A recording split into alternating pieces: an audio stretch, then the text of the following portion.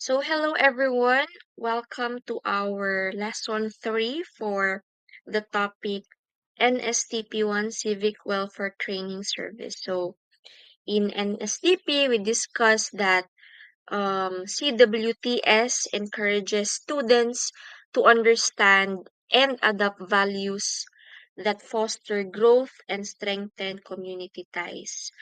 And these values guide us in becoming responsible citizens, ready to contribute positively to society. So they are organized into clusters based on the focus of the value, whether it be towards God, people, the country, or the environment. So here in lesson 3 of our subject, we will be discussing and learning about the basic value of the Filipino. So, unsa kaya ni? So, what are values? So, the word values no come from the Latin word valare, meaning to be strong or vigorous. So, values are the principles or beliefs that guide our behavior and decisions. They tell us what is right or wrong, important or not. So, values help us make choices that shape our character and influence how we interact with others. In short, values are what we hold dear and try to live by. So, for example, no, if you value honesty, you will always tell the truth, even when it is difficult. So, if you value kindness, you will go out of your way to help other people. So that is value, the definition of value. Now, the Filipino values are divided into four main clusters. So, Maka-Diyos, Maka-tao, Maka-kalikasan, at Makabansa. So, let's explore these in detail. So, for the first cluster, the Maka-Diyos cluster, this cluster emphasizes the relationship between the Filipino people and their faith in God. So here, no, under this cluster, these are the key values. So we have here no, faith in the Almighty God. So yun, a good Filipino obeys and lives according to God's teaching.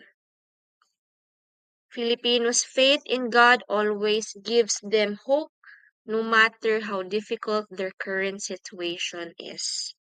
This makes them resilient, driven by great hope, stemming from their faith in someone whom they believe has the power to deliver them from even the most miserable situation.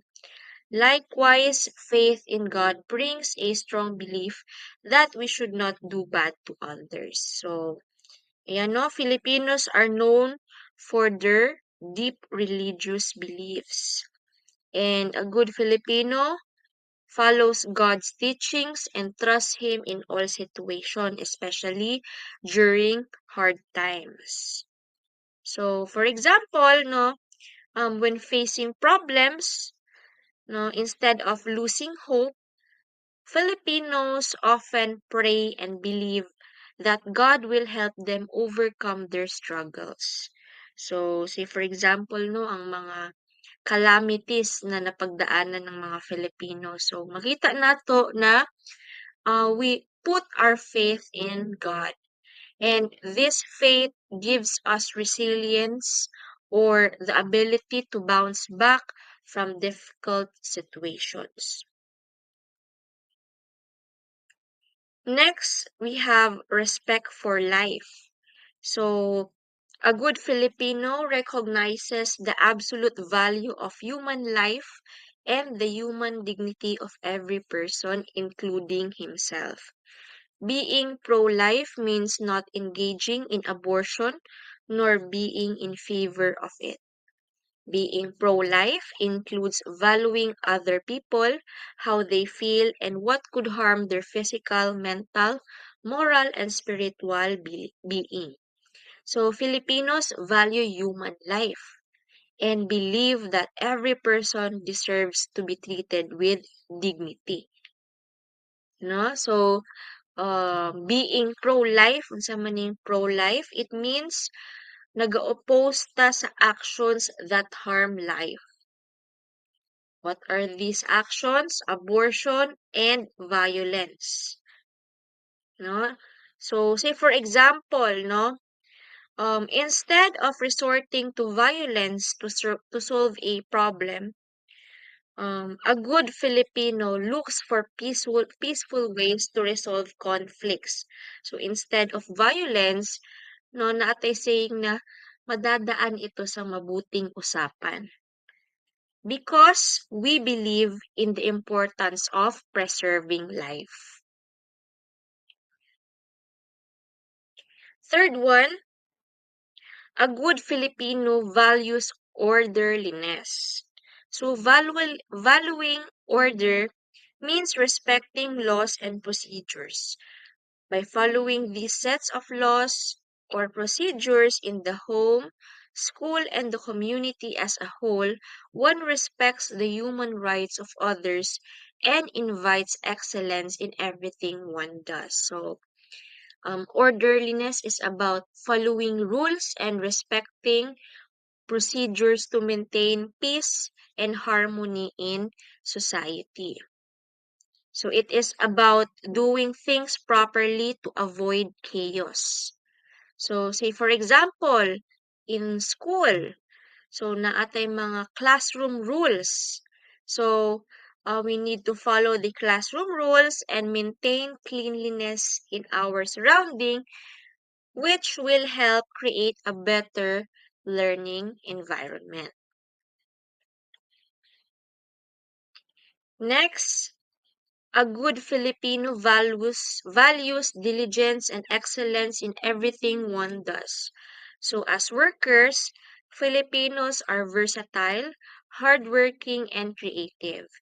So in practically every nation of the world, Filipinos are fast becoming valued business partners and treasured workers. So Filipinos are hardworking, that is true, and they take pride in doing well in their jobs. So, kani nga value, it encourage diligence and the pursuit of excellence sa atong ginabuhat. One example, overseas Filipino workers, atong mga OFWs, no, they are being admired worldwide for their strong work ethic. Isa na sa ato ang value na atay strong work ethic, na aputay dedication and creativity in various industries. So, aren't you proud that you are a Filipino? So, next now we have concern for the family and future generations. So, a good Filipino looks after the welfare of one's family and the future generation. So, family is very important in Filipino culture. And a good Filipino culture looks after the well-being of their family and ensures that future generations will have a better life. No? So, one example, no? Atong mga parents, no? So, atong mga parents, they work hard, no, not only to provide for our present needs, no, but ang ilahang thinking, it also involves to secure, no, ang future by investing in their education. So, no, maybe that is also the responsibility of the parent, no, na to give their children education. And in that way, that is securing the future of their children. So those are the first cluster, no? So we have faith in the Almighty God, respect for life, order, work, and concern for the family and future generations under um, Maka-Diyos cluster. Next, we have here the Maka-tao cluster. So this cluster focuses on the values that promote good relationships with other people and society as a whole. So under this cluster na atay mga values under it. So we have love. Love should always be the driving force when we want to achieve or do something. So person filled with love will always see the goodness in every person. This means that love is the driving force behind all good actions. So kung dili maayo iyang ginapakita sa isig katao, meaning wala siya love, no? Puros hatred ang naa sa iyaha. He cannot show an act of love. So, a person who acts with love sees the good in others and treats them with care and compassion. So, one example of showing love is volunteering, volunteerism, no? Volunteering to help victims of calamities shows love for your fellow Filipinos as it involves helping others in times of need. Next is freedom. So a good Filipino asserts one's right, especially if it means being able to do the right thing. So freedom is the right to make decisions and express oneself. But it should always be used responsibly. So for example, of freedom is exercising your right to speak up about injustices in your community. It is a form of responsible freedom, no, as long as it is done peacefully and with respect. Next, we have peace. So a good Filipino lives and works in harmony with one's fellow human beings. Meaning, a good Filipino citizen promotes peace by avoiding conflict and working harmoniously with others.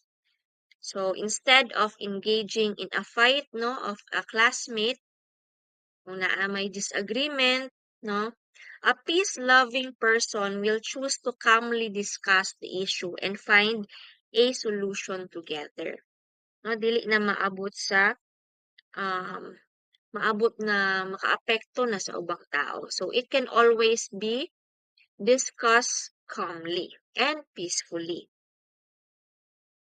And the fourth one is truth. So a good Filipino stands up for the truth, avoids intrigue and mudslinging, and values integrity in one's life, family, work, and country. So Filipinos value honesty and integrity. So standing up for the truth and avoiding false accusations or rumors is essential for a fair and just society. So if someone is wrongly accused of cheating in class, so standing up for the truth and defending them shows that you value integrity. Next, we have justice. So a good Filipino gives everyone their due, even if it is difficult. So he does not oppress or take advantage of anyone. He is fair in all his dealings, especially with the poor and powerless, not getting more than what is rightfully his. So, justice, when we say justice, it means giving people what they deserve. So, a just person is fair, doesn't take advantage of others, and support the rights of those who are less fortunate. So, supporting fair wages for workers and ensuring that no one is exploited in the workplace reflects the value of justice. So, These are the values under the Maka-tao cluster. We have love, freedom, peace, truth, and justice. So next we have the Makabayan cluster. So this cluster emphasizes Makabayan or patriotism or love for one's country. So under here with is the values or the values. So number one, we have unity.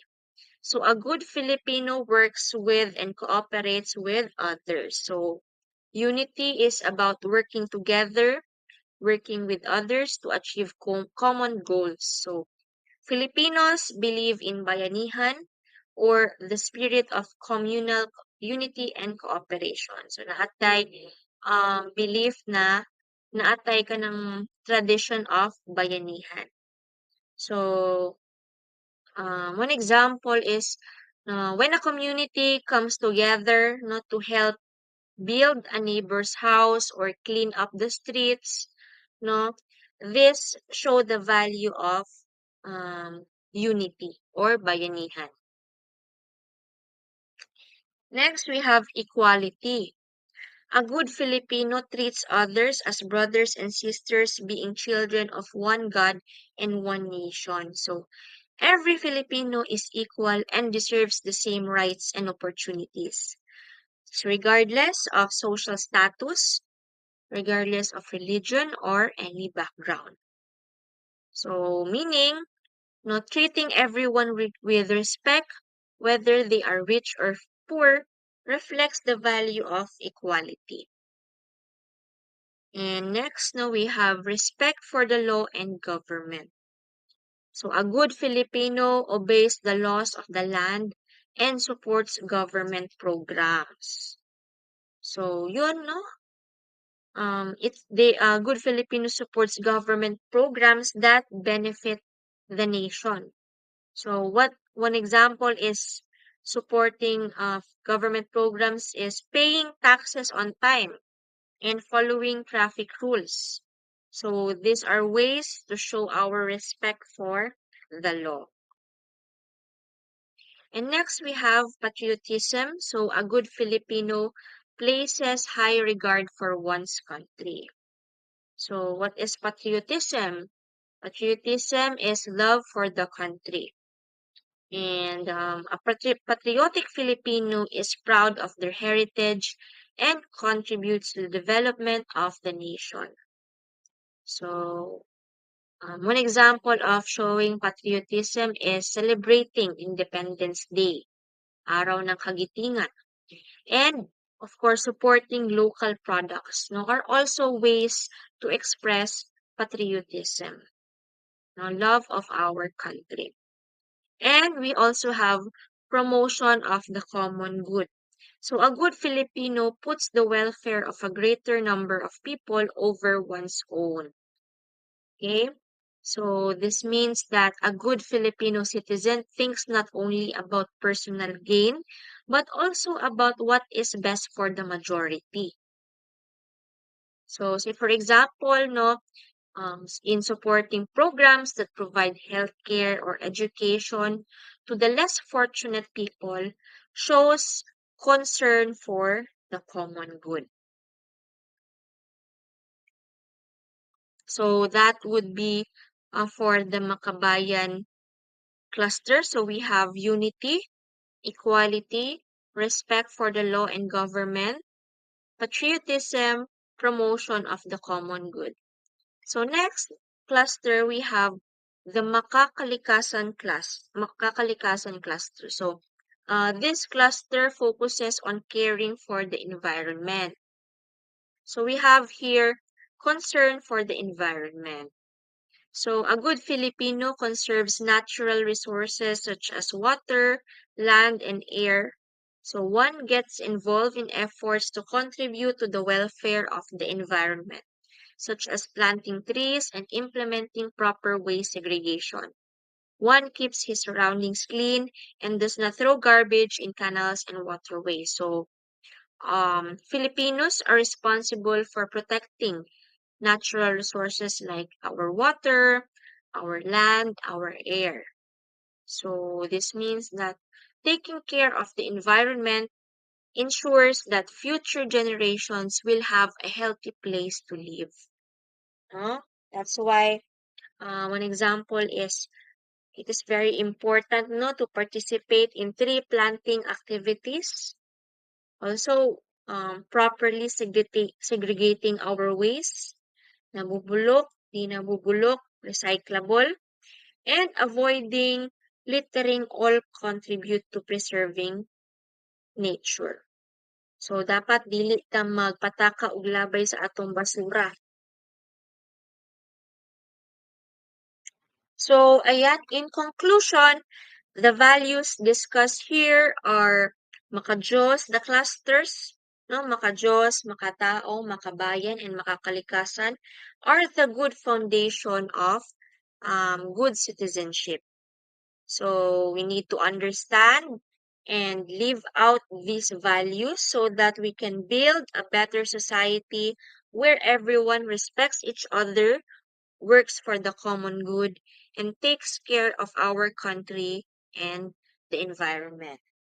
So students, as future leaders and contributors to society, let's all remember that our actions, guided by these values, can make a positive difference in our families, our community, and of course, the entire nation. So that would be all for our lesson. Thank you for listening. I hope that you've learned something.